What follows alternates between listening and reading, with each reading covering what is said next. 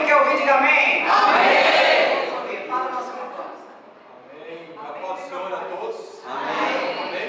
Graças a Deus. Desde o ano passado, né, eu estava dando uma reforma na minha casa. Então eu fiz um acordo. Eu fiz um acordo com a minha família, né? Que a minha esposa, minhas filhas iam trabalhar e eu reformando a casa, né? Fazendo a obra de pedreiro e geral da casa, né? E contei na mão de Deus que seria o tempo dele certo, correto, para quando eu precisasse, a porta estaria aberta, né? Por isso eu confiei, criei, né? E fiquei na fé. Quando foi agora, né? A crise apertou um pouquinho e eu fiz uma reunião com o meu pessoal lá em casa e estava em condições de pagar as contas. Eu falei, amanhã eu creio que eu já estou trabalhando no Jesus. Quando eu sair, na segunda-feira, já tem uma semana que eu estou trabalhando no Urim.